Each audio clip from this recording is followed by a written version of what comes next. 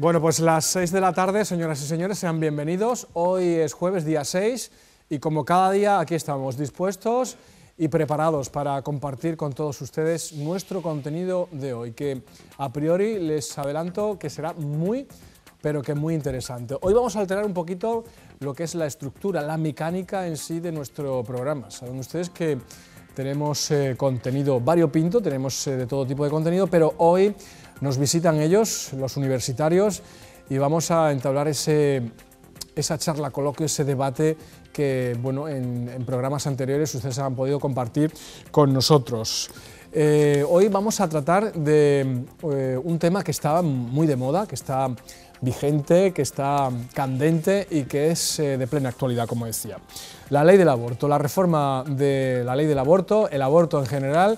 Y para ello hemos invitado a estos universitarios que nos van a exponer sus diferentes opiniones y bueno, vamos a debatir aquí un poco y charlar con ellos para que ustedes ahí en casa también sean partícipes y bueno, sepan un poco la opinión de la gente joven, en este caso de los estudiantes.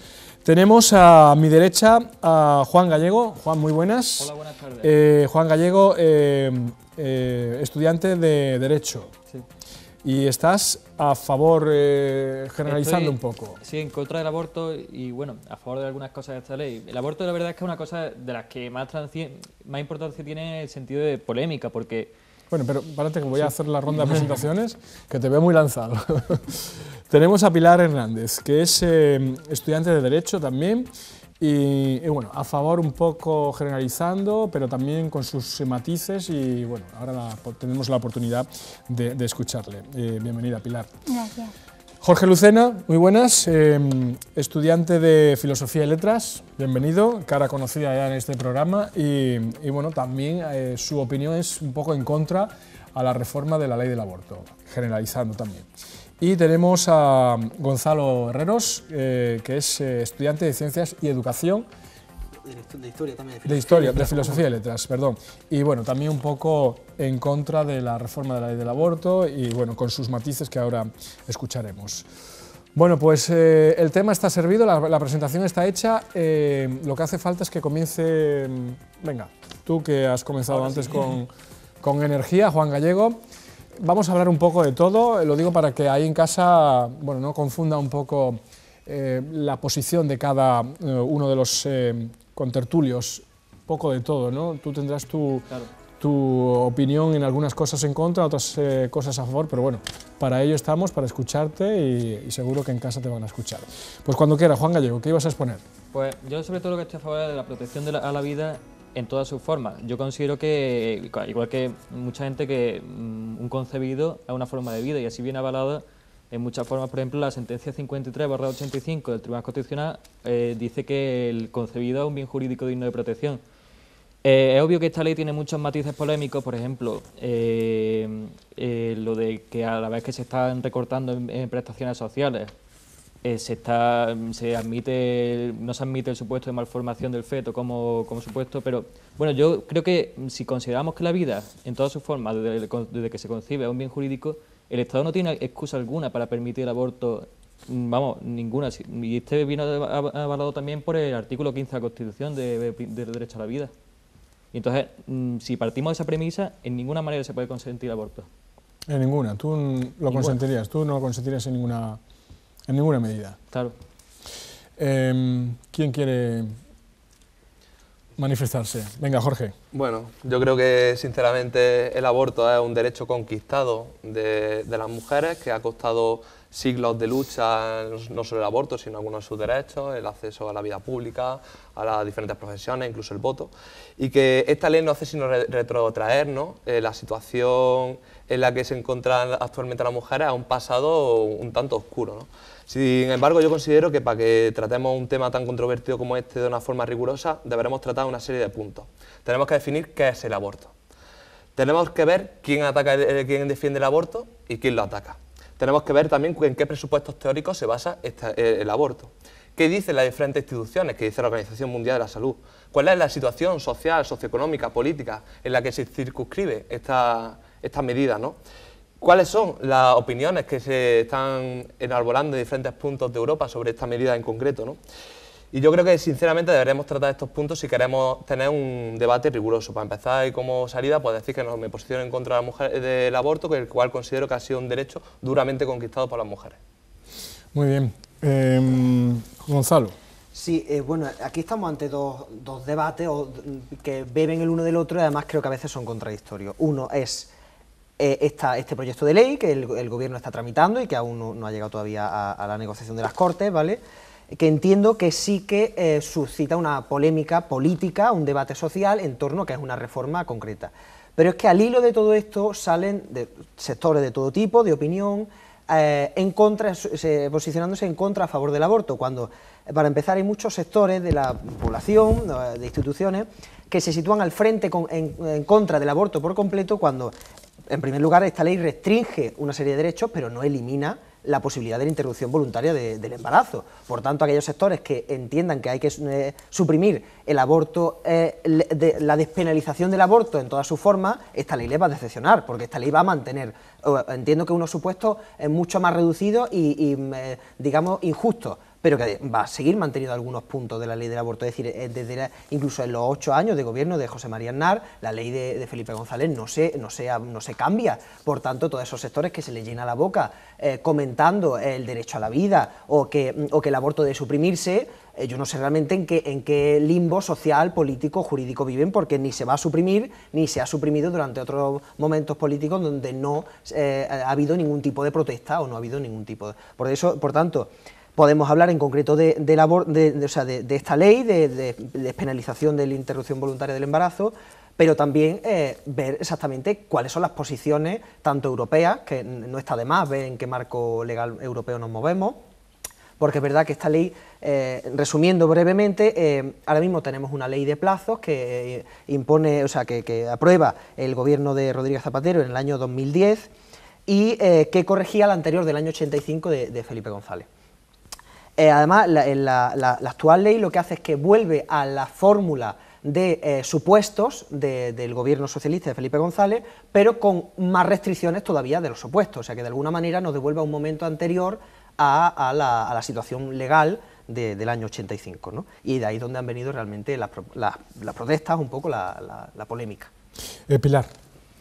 En primer lugar, bueno, creo que tanto Jorge como Gonzalo han hecho una exposición muy inteligente porque, para empezar, Jorge ya ha hablado de derecho al aborto, ¿no?, que es un punto muy interesante. Luego, si queréis, a lo mejor sí que deberíamos discutir esta mutación que ha habido, porque cuando hablábamos de aborto hace 5 años, hablábamos de una cuestión moral, ¿no?, de si debía o no se debía proteger en ese sentido. Y eso directamente, en muy poco tiempo, ha pasado a convertirse en eso, en un derecho, en algo que debemos, las mujeres parece que tenemos que salir a luchar por eso, por un derecho.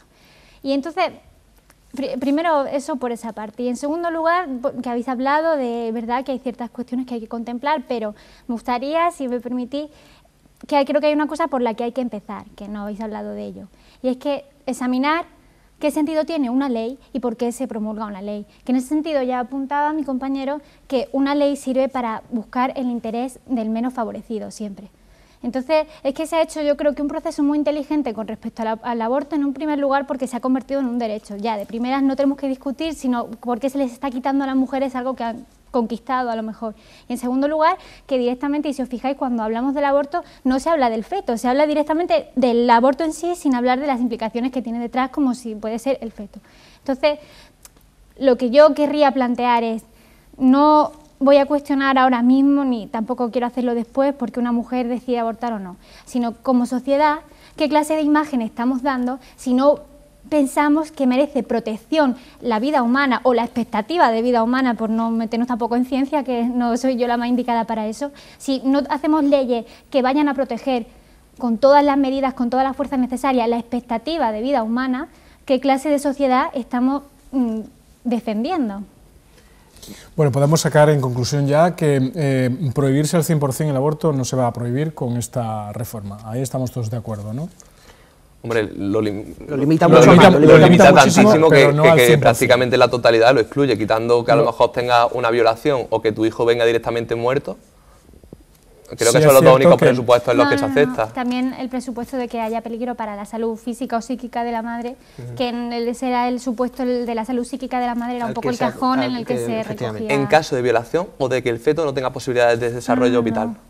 Si hay, son los tres supuestos: violación, que exista grave riesgo o riesgo mortal y que haya riesgo para la salud Sí, psíquica o el física. gran cambio con respecto a la ley del 85 es que no permite el supuesto eugenésico, es decir, que en la ley del 85 contemplaba que si el feto venía con malformación, algún tipo de deficiencia ya conocida, sí se podía optar por la interrupción voluntaria del embarazo a sabiendas de esto. Esta reforma, ese ítem, esa tercera pata que la ley del 85 contemplaba, la suprime. Por tanto, sí que es verdad, ya entrando un poco, es verdad, y saliéndome de la ley del aborto, vale, o sea, yo también soy defensor del derecho a la vida, claro, suprimamos los ejércitos. Prohibamos el tabaco y todas las drogas en su fórmula, es decir, hablar del derecho a la vida en un ítem que realmente todos sabemos, es decir, no voy a entrar en si en vida o no un feto, porque yo entiendo que sí que hay una vida ahí, pero es verdad que todos celebramos el cumpleaños en el que nacemos, es decir, legalmente somos personas en el momento en el que venimos al mundo. Antes tenemos vida, pero legalmente no acabamos de tener una idea clara de qué somos en esos 9 meses, es decir, no tenemos una idea clara legalmente definida. Lo que está claro es que creo que paralelamente a esas manifestaciones de derecho a la vida, creo que se pueden defender muchas más cosas que sí que matan diariamente miles de personas en España, en Europa, en el mundo. Entonces, claro, creo que me resulta muy irónico y muy demagógico que determinados sectores salgan defendiendo la vida y en otros sectores les da igual que diariamente mueran miles de personas en el resto del mundo. Entonces, bajo mi punto de vista, ese es mi pero a los sectores que defienden el derecho a la vida con esa vehemencia. Pero vaya. Bueno, Una- un apunte. No, por favor. Un apunte. Lo que has dicho tienes parte de razón, pero no puedo estar del todo a favor porque en el supuesto eugenésico yo creo que también es un tanto discriminatorio. El Tribunal Constitucional dice que no, pero yo creo que es un tanto discriminatorio porque el supuesto eugenésico lo que dice es que se puede abortar en los casos que haya malformación del feto. Es decir, a una persona con una malformación, un síndrome de Down, y una persona normal que va a decir, usted es abortable y usted no, usted ha sido abortable cuando era un feto y usted no. Hombre, eso es un poco discriminatorio y el artículo 14 de la Constitución, eso es totalmente contrario. Que conste, el Tribunal Constitucional no se ha pronunciado de esto, esto es una opinión a título personal mía, ¿vale? Sí, lo que está claro, bueno, y termino, claro, o sea, te dice, te obligan a traer a esa persona al mundo y ahora tú te la buscas, porque el Estado no te va a proteger ni te van a ayudar, es decir, que eso también me parece un poco Vale, injusto, es decir, exactamente, eso es una hipocresía del De ahí Estado. quiero enlazar con lo siguiente. Gallardón manifiesta, ha dicho que asegura que se ha hecho para proteger a los más débiles. Pilar, has mencionado que es una reforma para proteger a los más débiles. ¿Quién o qué entendemos quiénes son los más débiles? Claro, es que Es mi pregunta. atiende también. a quien tenga menos posibilidades de defensa, y es que hay una diferencia, que era lo que yo iba a apuntar con Los lo que más ha dicho. débiles, a mi entender, son los que menos economía tienen. No. Yo creo que lo entiendo desde ahí. En general, en la posición de la ley tiene que estar a favor del más débil con respecto a la defensa. Evidentemente, alguien que no puede expresarse, que no puede decidir, porque ni siquiera es una persona todavía, o sea, tiene una vida propia separada de la madre, evidentemente tiene que ser, en comparación con la madre, la persona más débil. Pero es que esa es la diferencia con respecto a lo que tú decías del tabaco, de la guerra, que evidentemente todo eso a lo mejor deberíamos eliminarlo y es otra cuestión, pero esas personas pueden decidir y esas personas tienen la oportunidad de decidir. Es que tú, cuando hablas del aborto, hablas de algo radicalmente diferente, porque no hay oportunidad de que el feto se pronuncie y diga yo quiero vivir, yo no quiero vivir.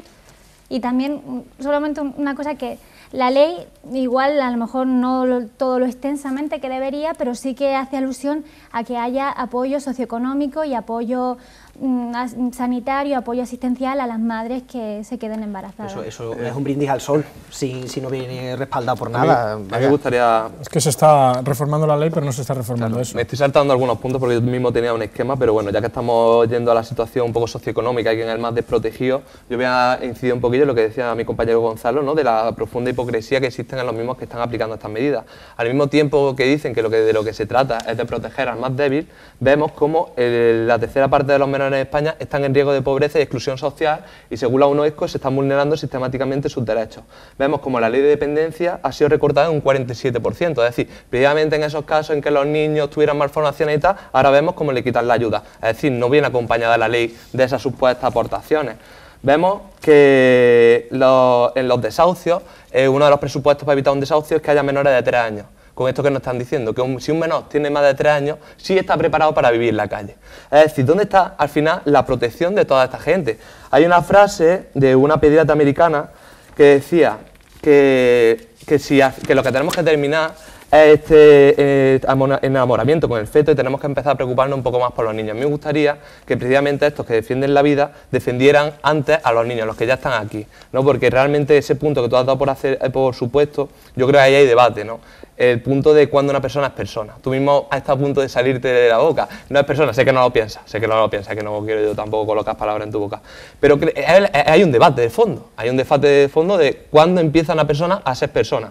La vida, aunque no nos guste, mundialmente, en el imaginario colectivo, empieza cuando se nace. Y para mí, entender, para morir, hace falta nacer.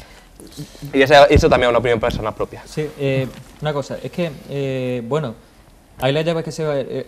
totalmente de acuerdo en una cosa, una hipocresía del gobierno que esté recortando en estos temas de ayuda a los más débiles, protección social, pero bueno, es que hay leyes que están basadas en la economía, en la capacidad dineraria que tenga ahora mismo el Estado, y hay leyes que se basan en los valores, en la concepción que se tenga sobre la vida. Y entonces no se contradicen en ese sentido de que unas están basadas en un presupuesto y un contexto y otras en otro. Por eso, por ahí no creo que se pueda pillar. Si yo creo que el feto es una vida, el concebido es una vida, en una determinada forma, yo, porque mi concepción o mi contexto económico sea mejor o peor, yo no puedo privar, es decir, no puedo dejar de despenalizarlo o de protegerlo si concibo, si me fundo en esos valores y en esa concepción de la vida. Sí, yo quería apuntar, porque yo discrepo con mi compañero Jorge en una cosa. Para mí es cierto que yo defiendo todo esto no tanto como un derecho de la mujer, porque sobre todo entiendo que cuando alguien dice lo del derecho a la mujer parece que se está quitando derecho a la mujer. Lo que pasa es que es verdad que las perjudicadas de todo esto han sido históricamente las mujeres. Hay un dato del Tribunal Supremo Español, una vez ya fallecido Franco, aunque no todavía en democracia, que al año morían en torno a 300 mujeres por mala praxis en abortos clandestinos en España. Es decir, yo no entiendo que sea un derecho a la mujer, no entiendo que sea un privilegio que haya que rescatar de la mujer, pero sí que entiendo que había una sociedad a la que había que proteger, y creo que nos equivocamos. O sea, penalizar más casos de aborto no es que se produzcan menos abortos, es que los que tengan dinero se van a Londres y los pobres se van a un cuchitril a que se lo practiquen de manera ilegal. Es decir, restringir no es eliminar una realidad, ¿eh? Yo creo que esa cuestión legal se nos pierde. Cuando uno limita las cosas de manera forzada, lo que hace es que la gente se busque la vida de manera clandestina, de manera peligrosa, o los ricos yéndose a Londres o a California. Está claro que el que tenga dinero se va a saltar esta reforma de la ley. Una persona que tenga mucho dinero no le importa ir a otro país a abortar. Una clínica privada, claro. Por eso yo decía y hacía mención a las declaraciones de Gallardón, ¿no? Para proteger a los más débiles. Pero ¿quién son los más débiles en este caso? Es que, a ver, yo como apuntaba al principio, al final es que cuando hablamos del aborto hablamos de mil cosas sin hablar de lo que significa el aborto, y hablamos de si la situación económica es mala, de si hace 60 años con Franco, es que... Y yo no voy a discutir que la situación no sea ideal, evidentemente, pero eso justifica que el gobierno se libere de la obligación de proteger la expectativa de vida, si queréis, por no hablar de personas. Es que eso es de lo que tenemos que hablar. Es que un momento, cuando decimos aborto, estamos hablando de que la expectativa de vida, si queréis, se elimina se elimina ese derecho, que sí, que el derecho a la vida sí que existe, el derecho al aborto pues lo acabamos de inventar nosotros. Y el gobierno está justificado, por mala que sea la situación, para acogerse a eso. Yo creo que no. Y aparte, una serie de puntualizaciones que me gustaría hacer, que tampoco hablamos nunca de los padres, y es que parece que cuando se tiene un bebé es cuestión, ya se ha convertido en una cosa de la mujer exclusivamente. Entonces, también esta ley, con algunas cosas que tendrá que cambiar, otras cosas más positivas, otras peores, trae coherencia a nuestro ordenamiento jurídico, porque es que resulta que, oigan, si una mujer se queda embarazada, pide la prueba de paternidad, puede exigirle al padre que le pague la pensión alimenticia rigurosamente, pero si una mujer se queda embarazada y el padre quiere tenerlo y ella decide que no, al padre no se le tiene que escuchar, no tiene ningún derecho, y algo ha tenido que ver en esa cuestión.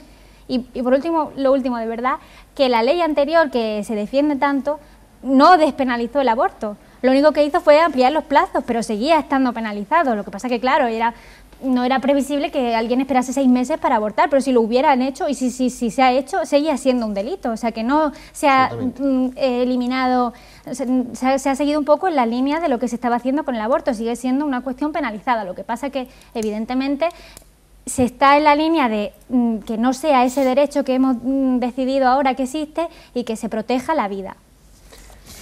Bueno, un dato para que lo tengan en cuenta en casa y vosotros, que creo que lo sabréis. En 2011, datos oficiales, se produjeron 118.359 abortos, el 90% antes de la semana 14 de embarazo. Es una cifra abrumadora, ¿o cómo lo veis? Es lo que hay. Sí, bueno, yo tenía aquí la tabla de todas las cifras de todos los años, desde el año 86, del primer año que se despenaliza.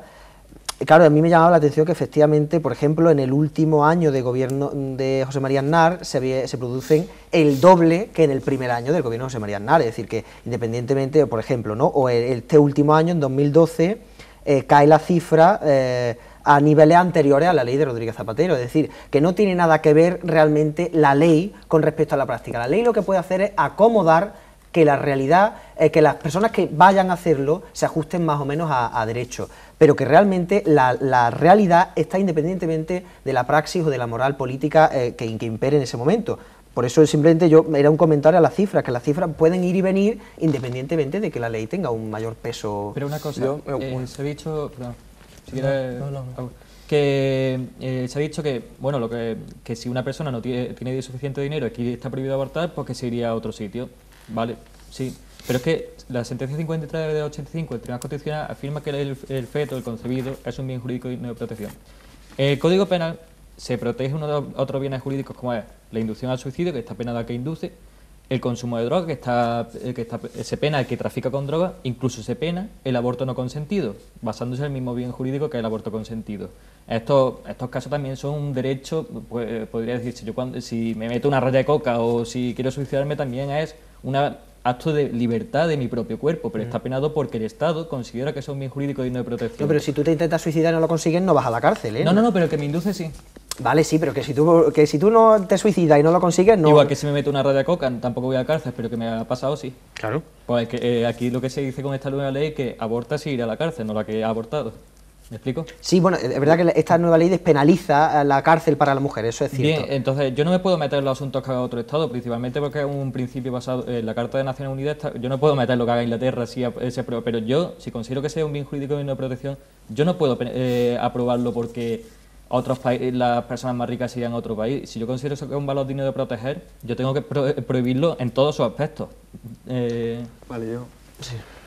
Me voy a enrollar un poco ahora, pero bueno, voy a intentar ser un poquito breve. Creo que hay algunos elementos fundamentales para entender esta ley que tenemos que meternos, ¿no?